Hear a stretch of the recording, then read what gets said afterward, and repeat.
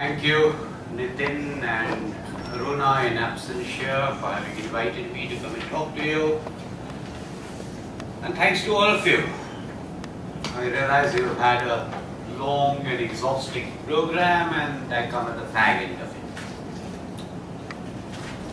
Before I begin, if at any point you feel that you want to interrupt me, please do interrupt me. If you feel you have a question or a clarification, please do interrupt me. The only qualification to that is that I have the right of veto. The right of veto does not mean I refuse to answer the question. The right of veto means I decide when to answer the question. I suspect there must be a lot of people from, well, some people from media here. And I'm not very sure whether the Chatham House rules or the modified Chatham House rules apply. Initially, I want to start with a personal anecdote. So that part is Chatham House. I'm not going to say off the record because off the record generally means you want it to be published. Now, the reason I mention this personal anecdote is for you to appreciate the obvious. That when we think of public policy, we tend to think that it is a profound thing that happens after a lot of coherent thinking and decision making. Most of public policy is completely ad hoc in nature. Alright, now let me get back to what I really wanted to talk about. And what I propose to do in that is to talk for about 40 minutes or so, and then throw it open to see what kinds of questions and answers you have. And we can have a discussion. How is India doing in terms of the economy, in terms of the GDP rate of growth? Well, we've just had economic survey, and we just had the finance minister's budget speech, which says that this particular financial year, 12-13, we will do 7.6%. And soon we will inch up to about 8.5%. There is one school of thought, particularly articulated by government, which argues, hey look, how many countries in the world are doing even 6.9% or 7.6% if we achieve that? Look at Greece. Now the only problem with that kind of argument is, the base level for India is very, very low. And so there's a hell of a lot of catching up that one needs to do. And therefore this kind of complacency about growing at 6.1% has happened in one quarter or 6.9% has happened in last financial year is simply not good enough. The second kind of problem with this argument is, all too often we tend to look outside at the external world to look for scapegoats and red herrings. Oh, all this is happening because of what is happening around the globe, and had it not been for that, manna would have descended from heaven. Now what's happening in the rest of the world is indeed true. It's also true that the global environment today is much more malign than it was a few years ago when we were chugging along at around 9%. But let's forget that. What is the core issue? The core issue is two completely different schools of thought, which are not articulated very clearly, but nonetheless I want to underline those. One particular school of thought is, unless we do something dramatically different, in the next few years, we are stuck in a band that is between 6 to 6.5%. So unless something dramatically different is done, and I will come to what I think are the dramatically different things that can be done, one particular school of thought is we are stuck in that kind of band around 6.5. The other kind of school of thought, which emanates particularly from government spokespeople, is oh no, everything is hunky-dory, we went through a bad year last year, this year we will recover, we will do 7.6, and if next year we can do 8.6, what on earth is going to prevent us from attaining 8.6 the year after and 9% the year after, and God only knows how much the year after that. India went through a particularly bad phase between the 1960s and the 1970s, particularly the mid-1960s to the mid-1970s. In terms of the worst excesses of state intervention in India, that period between the mid-1960s and the mid-1970s was the worst. Too often economists only talk about economics, but behind all economic policies are legislative instruments. And one by one I can give you instances of legislation, instances of administrative action based on those laws that impeded India's growth between the mid-60s and the mid-1970s, and we are still suffering from their legacies. Question to ask: why did all of this happen between the mid-1960s and the mid-1970s? The standard answer amongst people who believe in the market is that all of this was because of Indira Gandhi. That's only part of the truth. The remaining part of the truth is all her economic advisors and all the assorted other advisors also went along with that kind of advice. That's a more important truth than the convenient one of blaming Indira Gandhi. It is also true that in that period, anyone who took a contrary view was generally ostracized, sidelined, and marginalized. I want to present a proposition before you today, and by the way, no one that I have met so far agrees with this proposition that I am about to advance before you.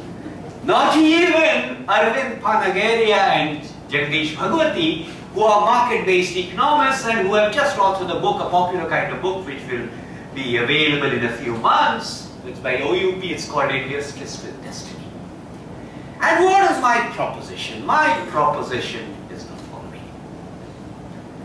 When we look back from the benefit of hindsight, from the point of view of posterity, and we look back at this particular period, my proposition is that future historians, future students of economic development in India will look at the period since 2004 and say 2004 also marked a watershed in terms of the policies that were introduced.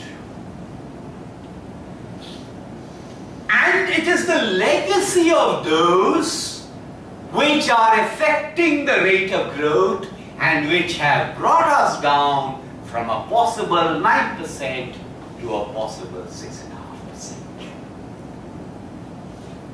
So let me first get one particular fact out of the way. And the fact is the following. Today, India's tax GDP ratio is 17% of GDP. Not just the center, including the states, including the local bodies, add all of it together. The only organization which computes this is the National Institute of Public Finance and Policy, which does it on a systematical basis. These figures are slightly dated, they are not this year's, doesn't really matter. So 17% of GDP is collected as taxes. Let's now talk about subsidies. And when I say subsidies, I do not only mean the subsidies which figure in the union budget, namely the food, the petroleum and the fertilizer. I mean all subsidies, and there are subsidies also at the level of the states, particularly power, roads. These are essentially explicit subsidies. But there are also implicit subsidies which are sort of hidden subsidies. If you quantify all the subsidies, quantify all of them, explicit, implicit, center, state, local bodies, add all of it up. NIPFP figures again, 14% of GDP. So remember those figures. 17% collected as tax revenue, 14% being spent on subsidies. Important question. What do we expect any government to do? We can debate about what are core governance areas. We can debate about what role a government should have. In my view, if you ask a government with limited administrative capacity, as happens in any low-income country, to do 30 different things, it will do all 30 of them. So if you have low levels of economic development, if you have low levels of administrative capacity, then you ought not to be expecting the government to do 30 different things. You should expect the government to focus on 3 or 4 most important things. And what are these 3 or 4 most important things? Not necessarily reflecting any order of priority.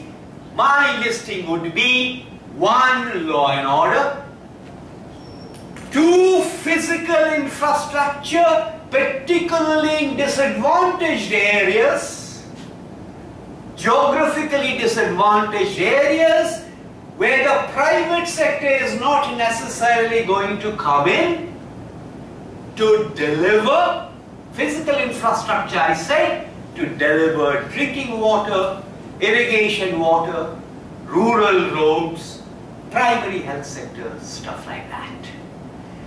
However, I should also say that it is possible to draw a distinction, and a legitimate distinction, between the government financing something and the government necessarily providing it. And just because the government has to finance something, that does not necessarily mean that the government has to provide it. If the government is bad at making whatever, then there is no particular reason why it should be good at delivering this physical infrastructure. But let that pass.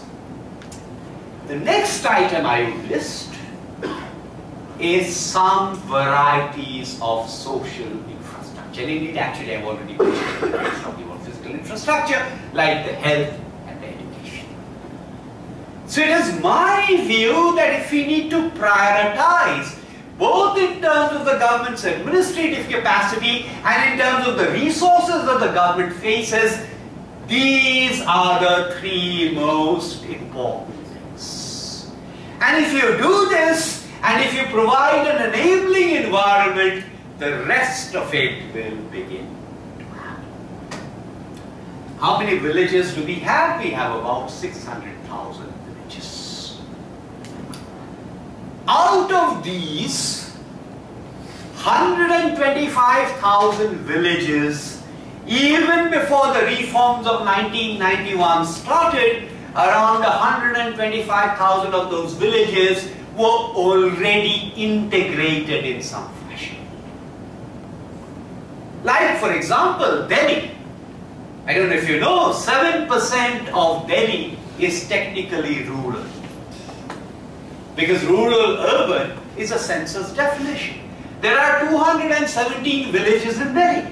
They are not villages in the sense that we normally understand villages. In exactly that fashion, 125,000 of those villages, of those 600,000 villages, they were already somewhat integrated. which leaves how many? It leaves 375,000. Around 125,000 of those continue to be bypassed, marginalized and deprived. If you read any of the NSS reports, the National Sample Survey reports, you will see they do not have the physical infrastructure, they do not have the social infrastructure, they do not have the dispute resolution mechanism, and that is one of the main reasons why non-government actors, sometimes of the undesirable kind, have stepped into that battle. One of the interesting stories about India, and this is an important story because you will not find it reported that much, is out of those 375,000, I said 125,000 are still marginalized. But the remaining 250,000 have begun to be integrated. And it has implications that I will come back to in a minute. So let us now focus on this buzzword that is doing the rounds, that every economist that I know of almost subscribes to, which is this expression, inclusive. I honestly have no idea what it means. So far as I am concerned, equity has two completely different dimensions. One dimension of equity is with reference to a poverty line. It is with reference to a poverty line, and it refers to the number or the percentage of people who are below that poverty line. And it is a legitimate question to ask, what has been happening to the percentage of population who are below that poverty line? And yes, we can have debates about what the poverty line should be, what it should contain, because the present poverty line that is used by the Planning Commission is largely based on food, with a little bit thrown in for clothing, and two important areas where private expenditure amongst the poor has dramatically shot up, namely health and education, do not figure in that poverty line at all. So yes, there can be a legitimate debate about what the poverty line should be, whether we should redo it, whether it should be the Indian poverty line, whether it should be $1.25 a day, whether it should be $2 a day, whether it should be something else. All said and done, if you look at the facts, there is absolutely no question, there is absolutely no dispute about the fact that as the reforms triggered growth, the percentage of people below the poverty line came down. Factually, no dispute about this. It is an entirely valid proposition to argue why was the rate of decline of poverty not faster. And much of that has to do with something that I will mention later on, which is the lack of reforms in the agricultural/rural sector. The bulk of poverty in India is a rural phenomenon. It is also valid to argue that the rate of poverty decline has not been uniform throughout the country. That makes sense. Growth has not been uniform throughout the country. So if that poverty decline has happened as a result of growth, obviously it will have happened, the decline will have happened when the growth has happened. When the growth has not happened, how on earth do you expect poverty to decline? Let's now move on to a second notion of equity, and that is a notion of inequality. Poverty, as I said, once you have drawn up a poverty line, it's an absolute concept. Whereas inequality is a relative one. Inequality means what I earn vis-a-vis what he earns, vis-a-vis what he earns, vis-a-vis what she earns. When we are talking about inequality, there are two completely different notions. The first one is I must reduce and eliminate inequity in access to inputs that are necessary for me to avail of income enhancing opportunities. So you eliminate that inequity in access to health, to schooling, to not just literacy but skills, to financial products, to the law and order system, to technology, to credit markets, all of that. Had public expenditure in its present form alone been the answer to resolving this, we've had this public expenditure in existence since 1947, well, 1951. We would still not have been complaining about those 125,000 villages completely devoid of physical and social infrastructure and dispute resolution mechanisms. A completely different kind of inequality argument is not when I am trying to reduce inequality in access to inputs, but outcomes. It is a bit like saying that if I am talking about an educational institution, all students must have the opportunity to enter it. That's equity of access. And saying that at the end of it all students must get exactly the same marks. Doesn't happen. Now, one of the things I am flagging for you, and I am flagging it for you because it has not been sufficiently reported today, primarily because NSS, the National Sample Survey, does not come out with large samples every year. It comes out with large samples once every 5 years. And the last NSS round for the year 2009-10 has still not been milked sufficiently by researchers. When they do, there will be great chaos. Why?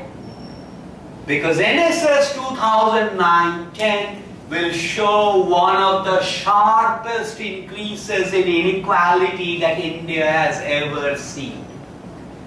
The levels of inequality in India will be higher, at least in urban India, will be higher than levels of inequality in Brazil, China, United States, and a host of other countries.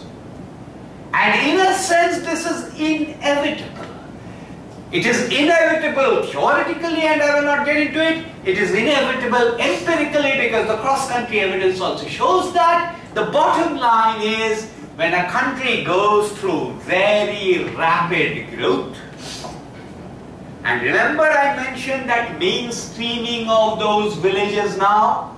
So obviously when those villages are mainstreamed, the distance, so to speak, between those villages and the 125,000 that still remain marginalized and distanced, it increases. And it is because this inequality is increasing that it becomes extremely important to resolve the problem of inequity in access.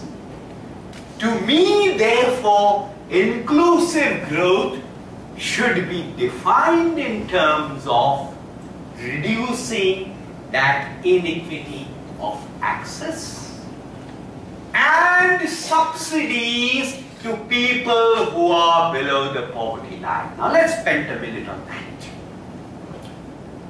Are people voluntarily poor? I don't think they're voluntarily poor. To assume that people are voluntarily poor is to adopt an extremely patronizing attitude towards poor people. Poor people are poor because they suffer from those inequities of access that I mentioned. Other than that, able-bodied people in the working age groups are not voluntarily poor. The disabled may be poor, the old may be poor, some women-headed households may be poor, but for the rest, the critical issue in my view is that inequity of access. Now remember I talked about that subsidy figure. What we have been going round and round in circles since 1991 is who are the poor people in the country. What is BPL? Oh, Nandan Nilekani will solve the problem. Nandan Nilekani is not going to solve the problem for us. He will give all of us numbers. The issue about who are the poor of the country is not a technological decision. It is a socio-economic decision. Also, poverty is essentially a household level characteristic. It is a household level characteristic. It is not a community level characteristic. It is not the case that all Muslims are poor. It is not the case that all SCs are poor. It is not the case that all STs are poor. Since the 9th five-year plan, we have been talking about decentralized identification of poor households. Beneficiaries of those subsidies, decentralized identification done through Gram Sabhas, urban local bodies. It's a little bit more difficult. Have we done anything to implement it? The answer is no. Every economist will tell you we must resolve India's infrastructure problem. And of course they are right. But when I'm resolving India's infrastructure problems, be it power or be it something else, the question of appropriate user charges comes in. Whether that infrastructure is created by the public sector or whether it is created by the private sector. And until we have resolved this issue of who we want to subsidize and who are the poor, we will never be able to get infrastructure going generally. Every economist will tell you we must bring down deficits, at least fiscal deficits, because most of the fiscal deficit is a revenue deficit. It's not creating productive assets, it's not capital expenditure.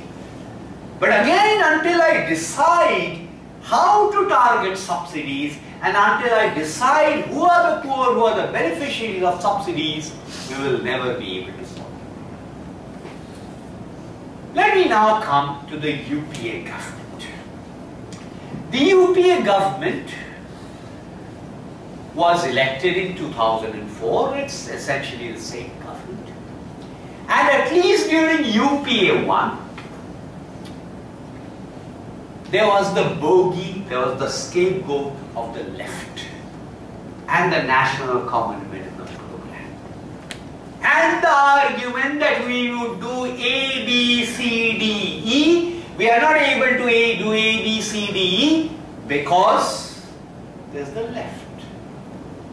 And because there's the National Common Minimum Program. Now, of course, there's a similar kind of argument. We want to do all of these reforms. We cannot do these reforms because of the DMK and the Trinamool Congress and perhaps even the Samajwadi Party and the BSP. Let me give you some figures. These are back of the envelope figures, but they are based on solid academic research. Remember I said that we seem to have slowed from a growth trajectory of 9% to a growth trajectory of around 6.5%. So against that benchmark, let me give you some counterfactual kind of back of the envelope figures. If we can reform our legal system in all of its dimensions, that's a 1% increment to GDP growth. If we can get our infrastructure sector going, that's a 2% increment to GDP growth.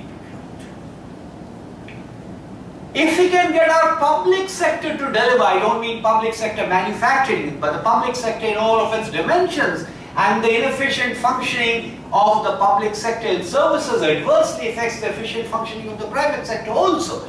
In any case, if you can get the public sector to function properly, 1% increment in GDP. If you can introduce agriculture and rural sector reforms, and mind you, I am not equating the two because rural sector reforms are somewhat different from just conventional agricultural reforms. If you can get agricultural come rural reforms going, that's another 1.5%. When we add up all of those numbers, even on a baseline of 6.5%, and the mind begins to grow. Because we are already talking about a potential rate of real GDP growth that is approaching 12%. Those of you who are physicists know that potential energy does not automatically become kinetic energy. And for the Indian economy, it has always been said for years and years that the future is glorious, the past is also glorious, the present alone is bleak. Now let's talk about some of those reforms. Given the complexities and the political inclinations of the UPA government, it would be completely unwarranted and unrealistic to expect that it would privatize PSUs. I'm using the word privatize as opposed to disinvestment. It would be completely unrealistic and irrational to expect that it is going to throw open FDI in banking and insurance. It would be completely unrealistic and irrational to expect that it is going to scrap Chapter 5B of the Industrial Disputes Act. But despite all of those political compulsions, there are any number of things that the UPA government would have done. Let me illustrate the first one. And I will bring in the name of Lal Bihari. Have you heard of Lal Bihari? Lal Bihari was someone who was dead. Well, he wasn't actually dead. He was very much alive, except that he owned an ancestral property of land. And in an attempt to get that piece of land, his covetous maternal uncle bribed the Tahsildar and declared Lal Bihari dead. So Lal Bihari now had to fight to establish that he was alive. He tried all kinds of things. He used to work in a government school as a teacher, so he got his wife to apply for a widow's pension. He went and threw stones at the police station so that the cops would come and arrest him. He even stood in the elections against the then Prime Minister. Despite all of these, Lal Bihari failed to establish that he was alive. So then Lal Bihari did a lot of some research, so to speak. And he discovered that in UP, I don't remember whether I said Lal Bihari was from UP, he discovered that in UP there were 25,000 such dead people floating around. So he thought all of these energies should be synergized. And he formed an association called Mritak Sangh. Mritak Sangh, the living dead, well, association of dead people. And he changed his surname to Lal Bihari Mritak. This is roughly the time when I met him, but that's a separate story. Lal Bihari did not succeed. But this strange case of Lal Bihari attracted a lot of international media attention. Now I don't know if you know that there is a prize that is awarded out of Harvard that's called the Ig Nobel Prize. It's a genuine prize, but it's given to people who pursue strange pursuits. So in the year 2000, Lal Bihari was awarded the Ig Nobel Prize for Peace. So he had to go to Harvard to receive this prize.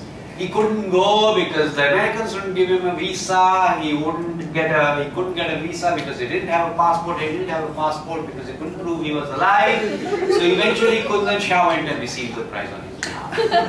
To cut a long story short, in the year 2005, after struggling for about 11 years, Lal Bihari was finally declared alive. So he's alive now. But as far as I know, the remaining 24,999 are still dead. What's the point I mean?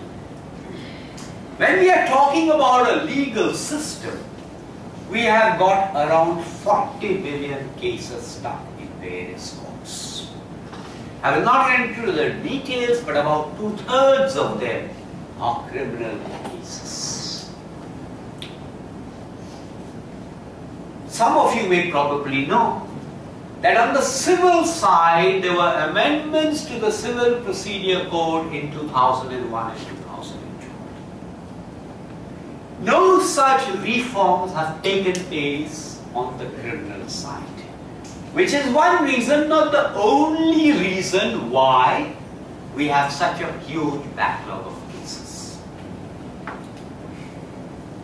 Had the UPA government wanted to reform the criminal justice system, which includes not just the Criminal Procedure Code and the Indian Evidence Act, but also police reforms, would the left have objected? No, they don't care about the police in any case. Would anyone else have objected? No one else would have objected. So what on earth was holding all of this up? What's holding it up? When UPA 2 came to power in 2009, with a big bang, there was an announcement that every minister will have a 100-day plan. And we will resolve everything. There were very few ministers who drew up the 100-day plans. One of the ministers who drew up that 100-day plan was Virappa Moili, who was then the law minister. So there was a vision document, there was an actual action plan to bring down judicial delays, all of that stuff. Well, Virappa Moili is no longer the law minister. And if you go visit the law ministry's website, you will find that plan has completely disappeared. It no longer exists. The vision plan does not exist, the action program does not exist, the report of the national workshop on consultation that was held, that does not exist. By the way, we've had a report on reforming the criminal justice system in the year 2002, known as the Malimat Committee. You don't have to buy everything that Justice Malimat said, but the question I'm posing before you is, why is nothing being done on law reforms?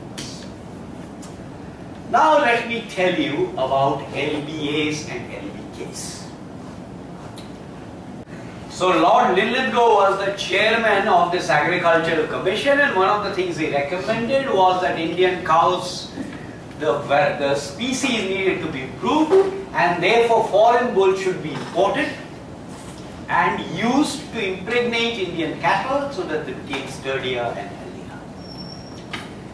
Like most government commission reports, no one paid the slightest bit of attention to any of the recommendations. Then in the year 1936, it was suddenly announced that Lord Linlithgow had become the Viceroy.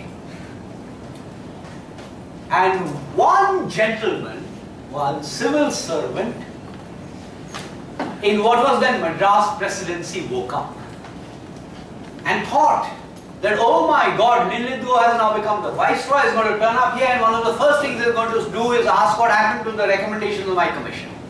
So I'd better do something about this. But as you know, in the government system, even in those days, creating jobs is just as difficult as eliminating jobs.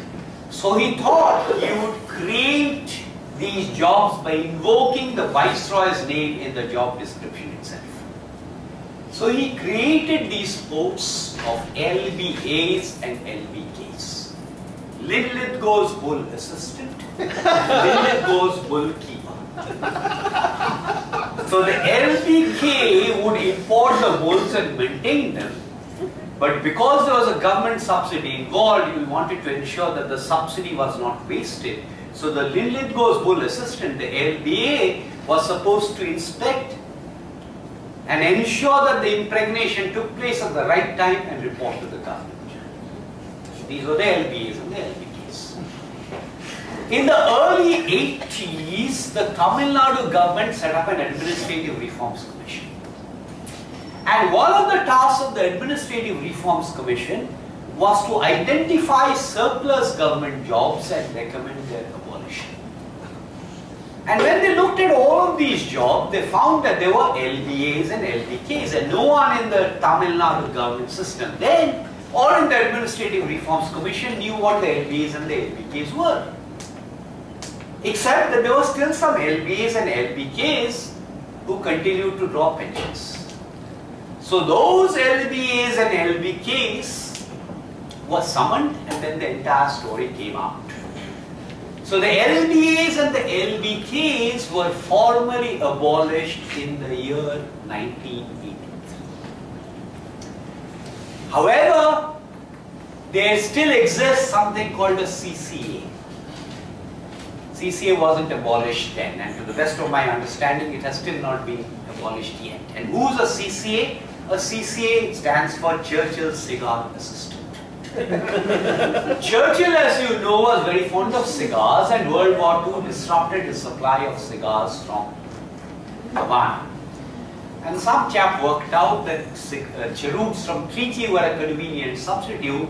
So the CCA was commissioned with the task of sourcing these cheroots and supplying them to Churchill.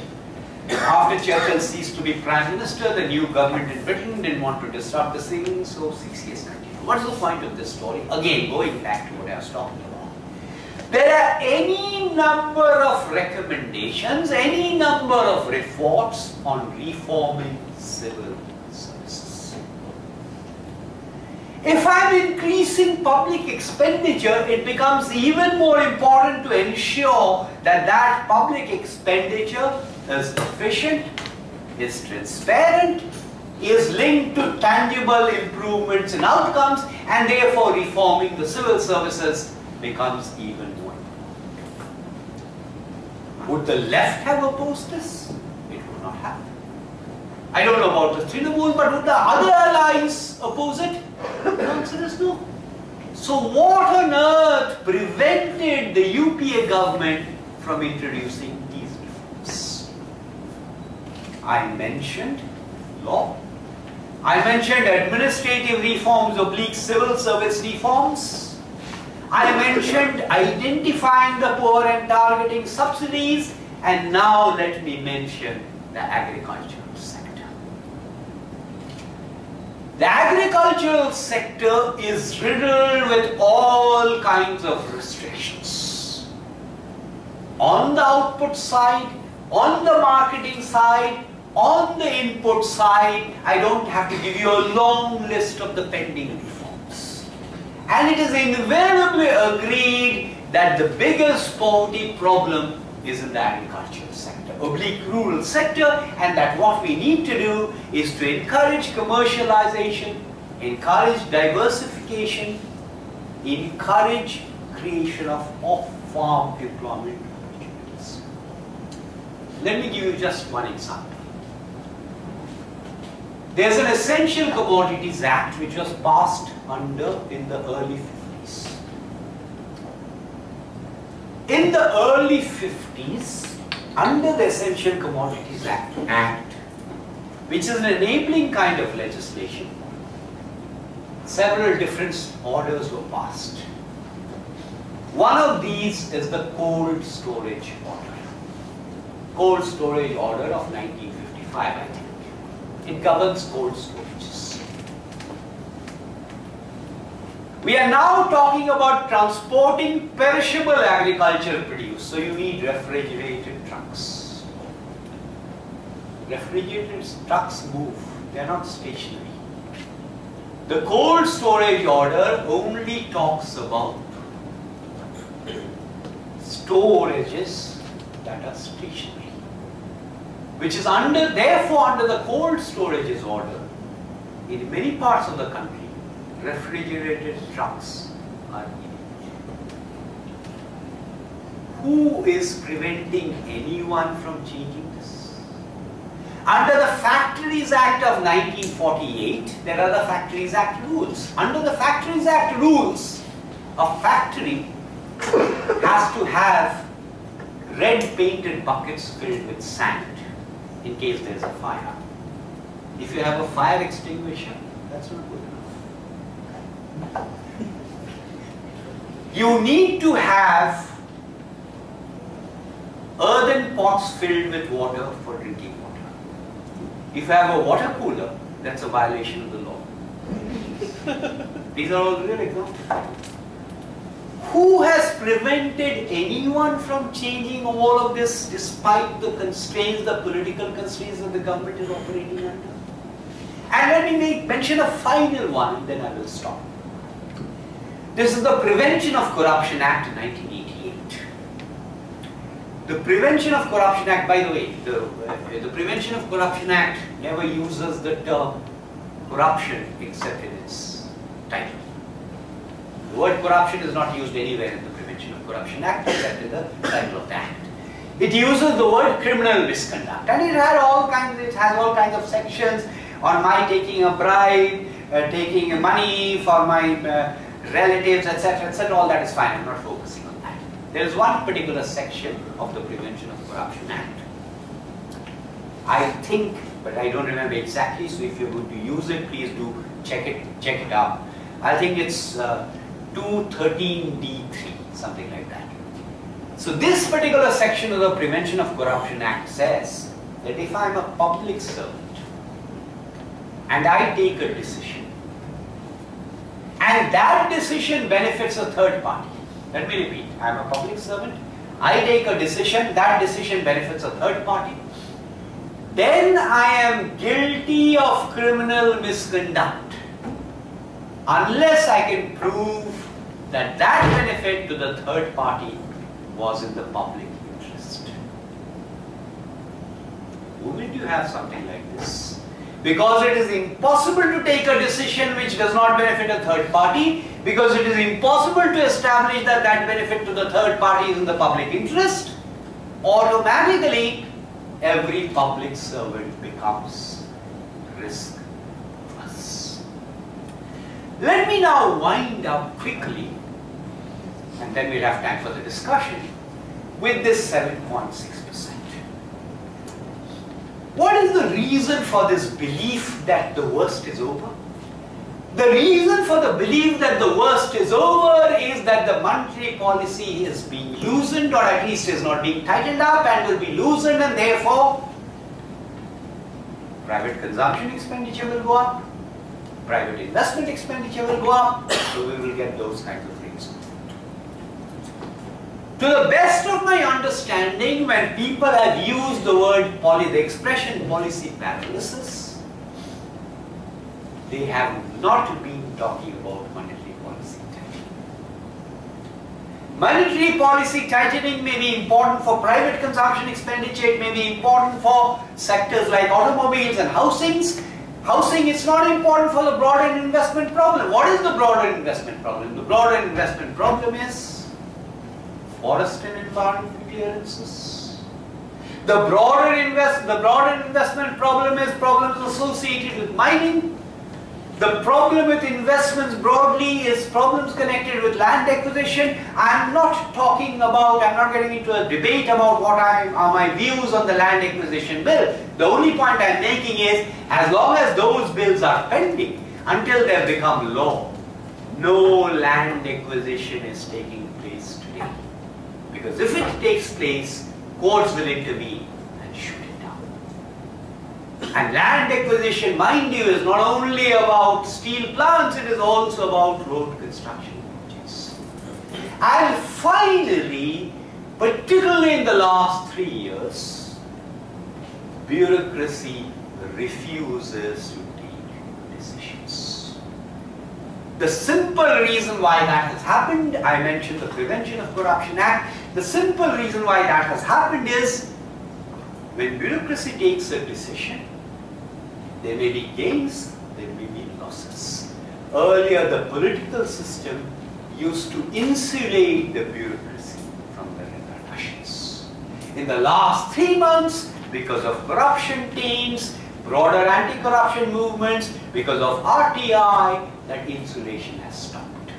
And that is really the problem why there is this policy paralysis certainly in Delhi. However, let me leave you with on an optimistic note, which is the following. Too often we are fixated on what is happening in Delhi. One of the things that has happened in the last 2 decades is Delhi has become irrelevant and is increasingly becoming irrelevant, and that's extremely desirable. For instance, we have not had a prime minister, we have not had a de facto, not de jure, we have not had a de facto prime minister for 8 years now. But the economy still chugs along at 6.9%. Sort of establishes my case. And if you look at what is happening in India, the right question to ask is not what is happening or is not happening in Delhi, but to look at the states. And one of the things that has begun to happen is some of the historically backward states have begun to catch up. And we are not talking about Bihar growing at 12% over 5 years. We are talking about other states, including UP, where Mayawati has just lost, producing a reasonably respectable rate of growth. And that's the reason why at least one can be optimistic about rates of growth of 6.5%, if not 9%. Let me stop here.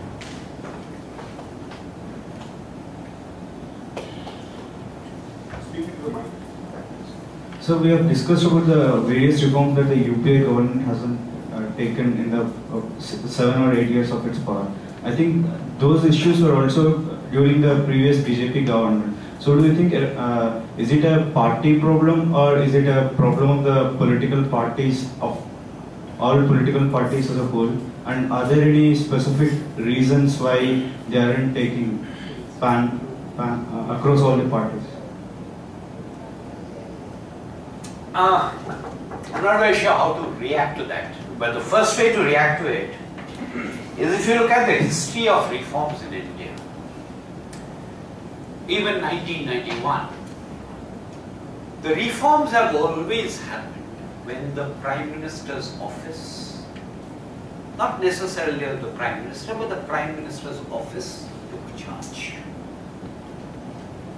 Reforms have never been incrementally smooth in terms of their trajectory of introduction. There have always been spurts. And you will notice that whether it was with Narasimha Rao, or whether it was with Deve Gowda, or whether it was with Vajpayee, whenever the Prime Minister's office took charge, the reforms happened. It's true that the political economic problems made reforms difficult for the BJP, will probably continue to make problems difficult for the BJP. But at least when Prime Minister Vajpayee stopped in the course of writing poetry and his sleep, at least in a way, he got the telecom reforms going. Let's not get into a debate about the nuances of the telecom part.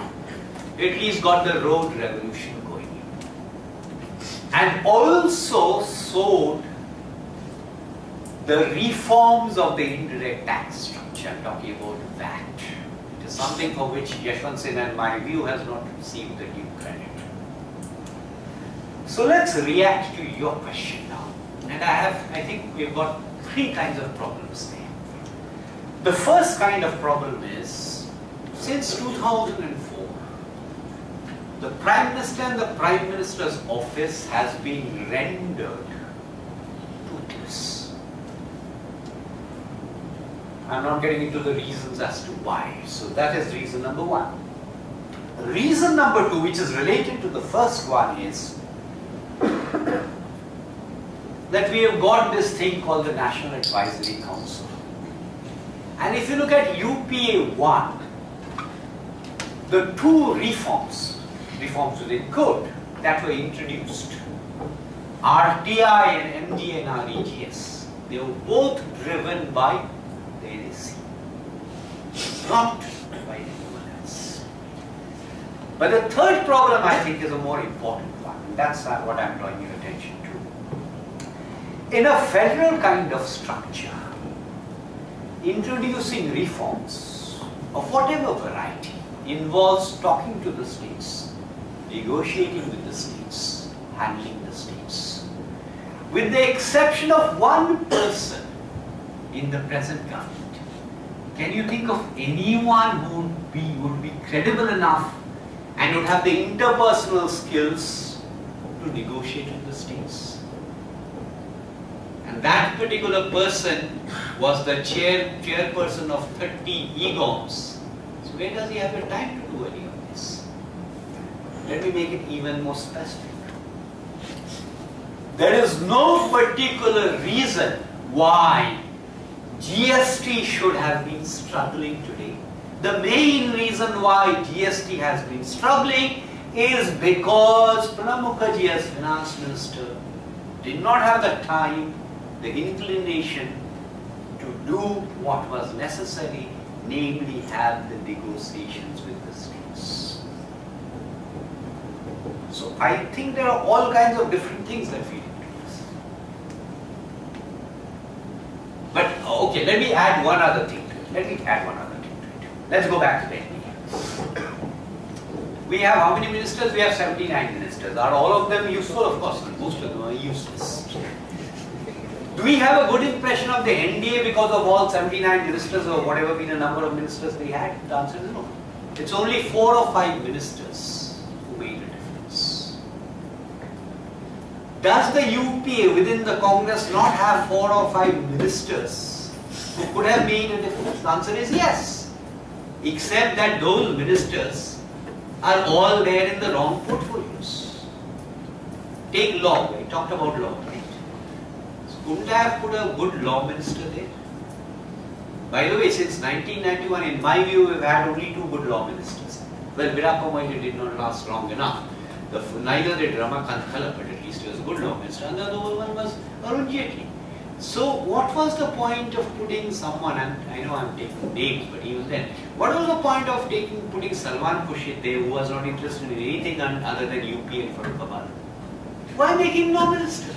Kapil Sibal would have probably become a far better law minister. Jairam would probably have been a far better HRD minister.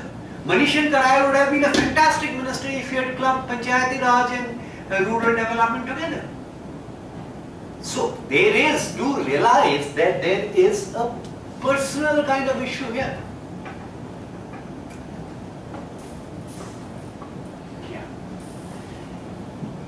So if you could talk a little about the work you've done on developing the index for ranking the states for India today. Oh. I'll keep it simple, okay, because otherwise it becomes a complicated half an hour long answer. When this exercise began, we were clear, and we means I and Lavish Bhandari do it together. So what we do is we decided that we were not ranking the states on the basis of investment attractiveness. It could be one component, but it was only one component. We were not ranking the states only on the basis of human development. That was one component, but only one. So instead we wanted to have a whole range of variables. The second question that confronted us was, whenever we are talking about ranking, most of the time when people do these things, they administer questionnaires. So people give responses to questionnaires. We consciously said we will not use questionnaires. The World Bank also used this questionnaires, like doing business databases, but we are not the World Bank. World Bank, if it uses questionnaires, no one questions the World Bank. If we use questionnaires, everyone will question us, apart from the fact that questionnaires are very expensive and India today would not have paid Lavish that much. Anyway, so we said we will only use objective data. And we will only use objective data when they have been vetted by the central government. So even if it is data that's come from a state government source, it must have been vetted by the central government. This naturally constrains the kind of data we have. For example, you take something like environment. It's not that we don't want to use environment. But to use environment, we need the data, and that data for environment in general does not exist. It's no good taking environment data only for Delhi and Chennai and Mumbai. I need it for the entire state. So having done all this, we now aggregate the variables and construct a score for every state under 8 different heads and overall. And we report those scores in 2 different senses. One is, this is the absolute level of the score, and this is the increment to the score. So that enables us to track how the state has done over a period of time. This is what we do. Initially we told India Today, we will not give ranks. Ranks are very misleading. Because you may get 10, I may get 5 and you are above me. But you may get 10 and I may get 9.8 and you are still above me. So instead one should focus on the scores. So India Today told us, look, people don't understand scores. People love ranks. They want Miss Photogenic and Miss whatever. So you have to give ranks. We said, okay. So what we therefore do is we give the scores and we give the ranks, and there are 2 kinds of these. One is the absolute, the other is the increment. This is what we do as professional academics. After that, India Today takes over. India Today takes over in the sense that India Today wants to spread the awards over as many states as is possible. So therefore, oh, if I give Maharashtra a score in health on the absolute level, it's not going to give an award. So let me give Maharashtra an award on the increment instead. Do you see what I mean? So the awards part we have nothing to do with. Yeah. So you mentioned about the paralysis, and earlier that the bureaucrats were somewhere shielded by the government, and now they by their political masters. Yeah, by their political masters, and now that's gone away completely. So isn't it good for a transition, like from no accountability, we have some accountability in the bureaucrats? Because earlier when they were shielded, there was no policy paralysis, but we are burdened by some very blunderous decisions. No. But this is not an RTI issue. This is not an RTI issue.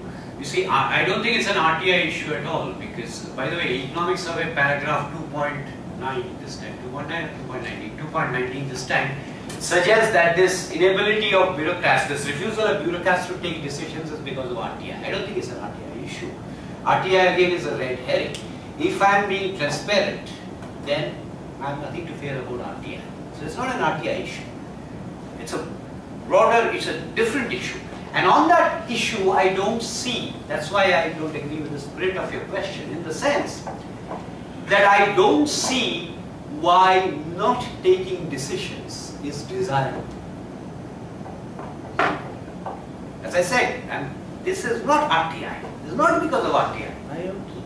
I didn't say it was RTI, but you said past 2-3 years there has been this absolute inertia when no one. It's like this. It's like this. Let me give you a concrete example. Nitin, did Pratap come and speak here? Yeah,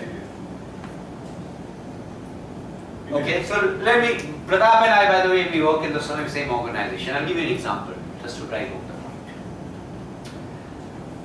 Suppose we want to invite let's say, a foreign scholar to come and attend a conference in Syria. Did Pratap give an example like this? No. He didn't. Okay. I'm just using this as an illustrative example. We want to invite a foreign scholar to come and attend a conference in Syria. I don't know if you know that since the Indira Gandhi days in 1971, every foreign scholar, before he or she can be given a visa, needs to be vetted by the Ministry of Home. Except it was never enforced with the exception of Pakistan. Since the Headley affair, it has universally been enforced for everyone. Earlier, the Indian embassies and high commissions abroad, the ambassadors, high commissioners, had the discretion to grant the visa. 1 year ago, that discretion also has been taken away from them. Right?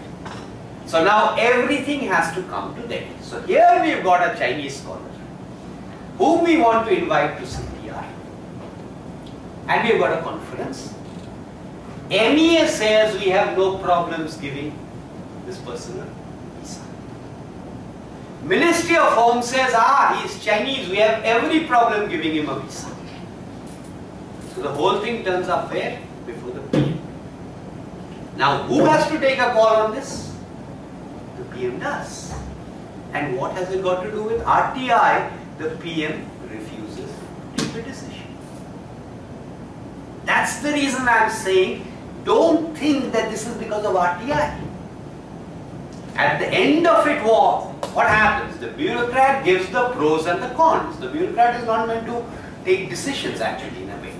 He just gives the pros and the cons. So the minister has to take the decisions. Now, across ministries, what has been happening is, well, bureaucrats also take decisions, but bureaucrats have been passing the decisions upwards and the ministers are not taking the decisions.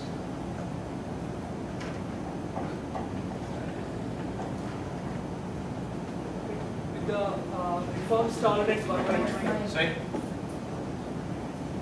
The reform stalled at one end and growth declining. So where are we heading to? My question is related. Okay, ask the question. Do you think post 2014 elections things will change? Okay, let me take those together. Where are we headed? I think it depends a little bit on us. Because we seem to be perfectly happy, chugging along at 6.5%. And as long as we collectively are perfectly happy at chugging along at 6.5%, I don't think anything is going to change. Things only begin to change when we make our voices felt. And remember, I earlier said that within the set of economists, how contrarian voices were ostracized and marginalized in the 60s and the 70s, even today. Where is the economist? I'm not an economist, I'm a part journalist. Where is the economist who contests the expression inclusive growth? You won't find one. Very rare.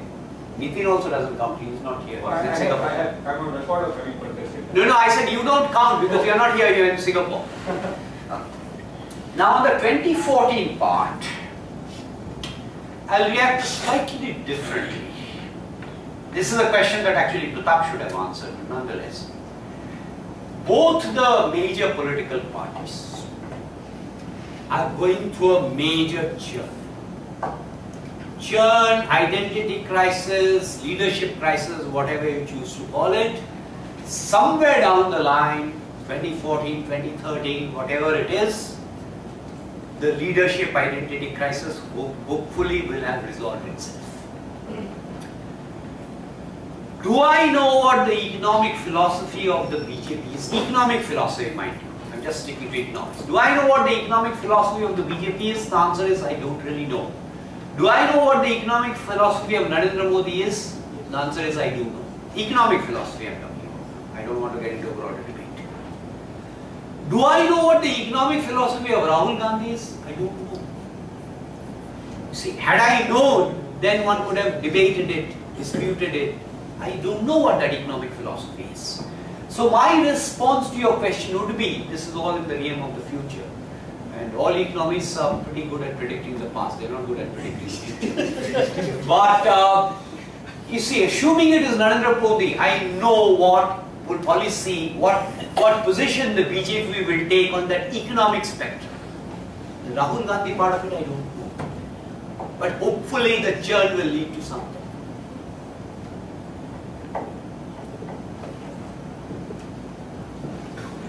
Some of the reforms you spoke about, legal reforms, administrative reforms, can't part of those be done at the state level? And if that is the case, we have, over the last 3-4 years, we have got some strong leaders at the regional level. Nitish Kumar or Narendra Modi or others. Why is it that reforms are not happening at the state level as well? I didn't say that. Actually, reforms are happening at the state level. Different kinds of reforms are happening in different states. Offhand, I would mention, did you mention Gujarat? But anyway, offhand I would mention Gujarat, I would mention Bihar, I would mention Madhya Pradesh, Chhattisgarh, Himachal. I would even mention a little bit of Jharkhand.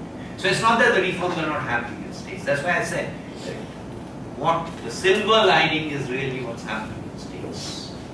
So that the 6.5% is in spite of the drivers from this. So the 6.5% is because of these drivers. Because, okay, let me give you another factor. Let me give you another factor for you to think about. As you probably know, forget the last year, but as you probably know, India's net export record has been pretty good. Net exports, net of imports has been doing pretty well, even if you include petroleum products. And sit down with a piece of paper and ask yourself this following question. What has been, you need to work with the CSO and the RBI data simultaneously. But anyway, ask yourself the following question. Suppose there had been no reforms and India in 1981 had a net export growth rate of the kind that we've had now. That has a contribution to GDP. Let me take that away from that 6.5%. Do you know what the contribution of net exports to GDP has been? Anything between 3.5 to 4%. So if I take away 3.5 to 4% from that 6.5%, I am down to even 2%. Earlier, the so-called Hindu rate of growth was 3.5%. Now, the point I am making is, this is of course an artificial example to dramatize it, but the point I am making is, actually that growth rate of 6.5% is much worse than we think it is, because if we take away the net external trade part of it, we are down today to what is below the traditional Hindu rate.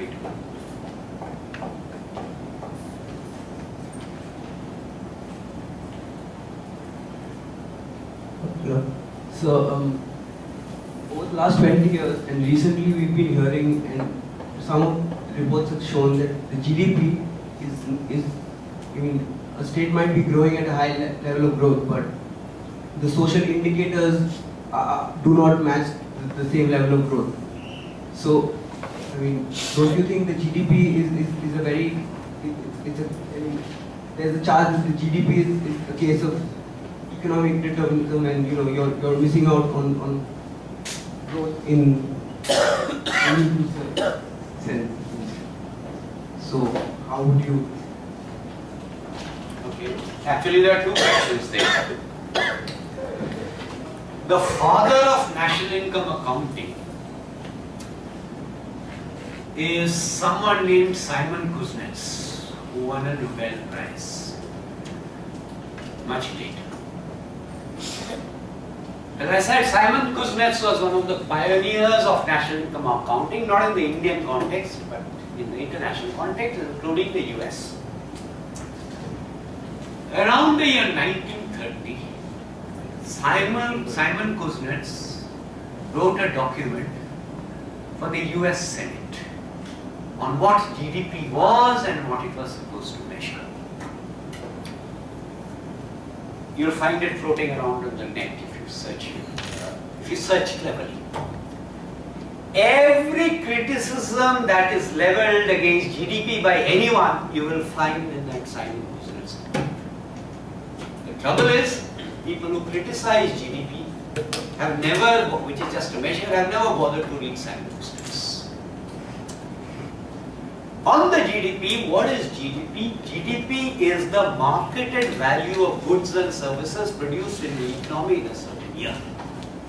So there is an inherent assumption that these goods and services must have a market, on the basis of which I can construct the prices, otherwise I cannot compute GDP. And many of the criticisms, not the point you mentioned, are related to that.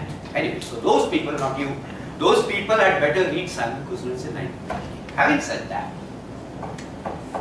there is sufficient data to show that there is correlation between GDP and these measures of human development.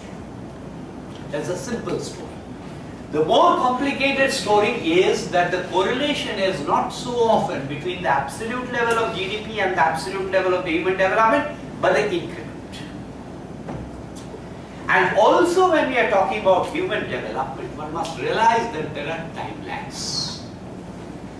And the improvement or otherwise also depends on the variables. Now, let's stick to Indian states for a moment. If you look at things like gross enrollment ratio in schools, including for girls, you will find the sharpest increases in backward, so-called backward states. Backward states which have begun to grow fast. If you look at immunization, the immunization record has also improved dramatically. Broadly speaking, on school-related indicators, you can see the correlation already. Because remember what I said about the timeline. On the health-related indicators, you still keep on. Because one of the reasons is that it's not just GDP, but it's also how the government is spending the money. What is the delivery of that public expenditure? Now those things, GDP as an aggregate measure, GDP even in the state context, the gross state domestic product does not capture. We must realize that GDP is what? It's an average indicator.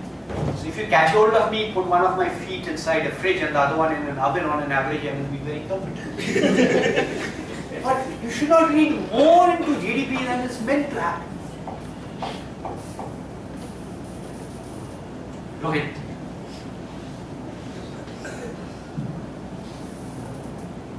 Yesterday we were having a discussion here around the rational actor model, saying that anybody who does anything, we may think they are mad or crazy, but they are doing it for a reason. You took the name of the NAC, and NAC has actually been a much maligned body.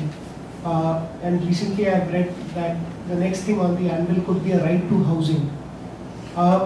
From your perspective, what do you think would be the real reason that whether it's the NSE or the people who are managing the government are doing what they are doing in spite of all of these evidences existing that we are not growing, or economy is in bad shape, or government is not working properly? Rationally, what are they thinking? I'm not sure whether I should use some maths. I guess I can. You see, there's a problem with the word rational. Because rational, what is rational for you may not be rational for me, etc., etc. And in programming, what do people do? There is an objective function, and I try to maximize subject to constraints. That's the general principle of any programming exercise. The trouble is, if I build in enough constraints, or so-called constraints, every stupid decision can be demonstrated to be rational by building in enough constraints. So I don't know about the discussion yesterday, but that is the reason I hesitate about using terms like rational. Let me give you a simple answer to what is actually a complicated question. Between 2004 and 2009, barring MGNR, EGS and RTI, the government did nothing. Yet it was voted back. Yet the economy seemed to be chugging along because of lags. If you were the government, you would probably argue and convince yourself that I didn't do anything but the country voted me back. Now why on earth should I do something and rock the boat? Now, I'm responding in a very simplistic sense, but do accept that there is a grain of truth in that. So far as I am concerned, all these rights and entitlements, they are meaningless because they are nothing except motherlode statements or pieces of paper. It is important to deliver the kind of access to physical, social infrastructure, law and order that I mentioned, But the most important right of all is a right that is ignored, which is a right to growth. And I think the most important entitlement for a still poor country like India should be a right to growth and a right to policies that ensure that. You're the lady at the back. You mentioned about... oh, by the way, I did not malign the NEC, I didn't have time.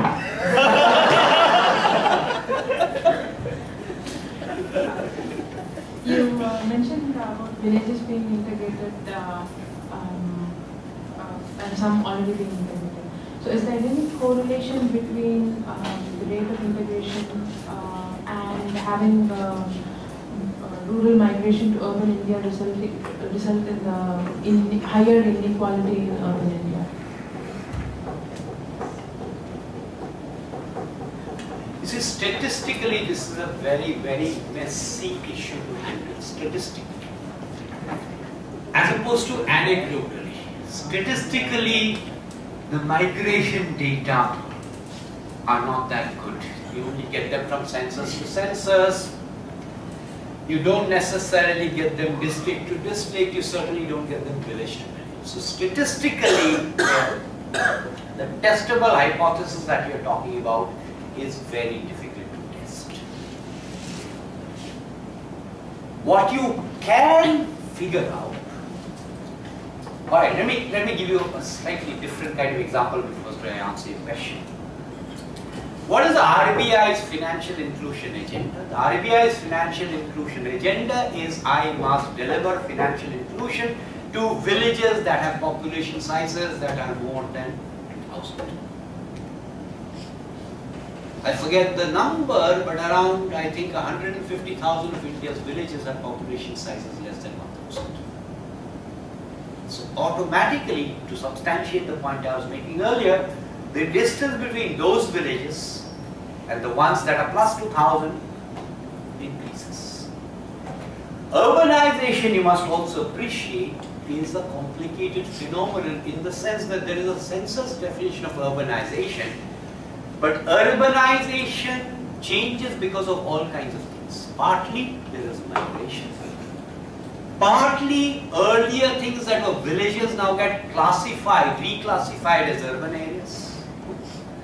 Sometimes rarely they get classified as rural areas, which Tamil Nadu did because many of the funds were flowing into rural areas. So Tamil Nadu did it from 91 to 2000. Anyway, then also some of the villages become integrated into urban centers. So these are the reasons why the proposition you're talking about is very difficult to test statistically. However, anecdotally, it seems to be clear that if you leave out Delhi, or if you leave out the metros, whenever growth has picked up in one of those larger villages and it has become integrated, which also means that economic opportunities have begun to develop there, the migration into what is the closest urban center has tended to go down because the urban center has sort of expanded.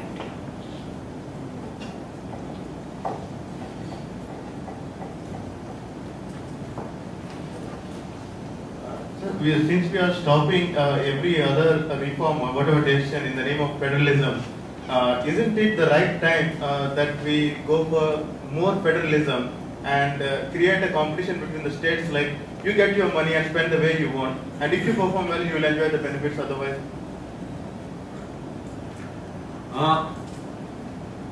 I agree with you, except I'm not very sure what you meant at the last bit, because you see, yes, we need more decentralization.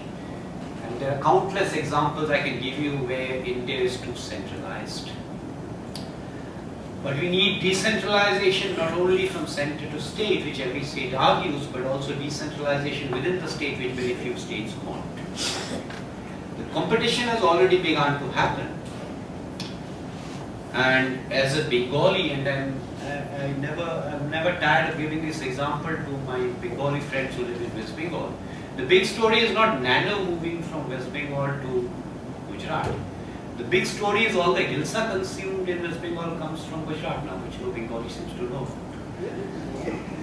Anyway, but towards the end, you see, let's be clear about one thing.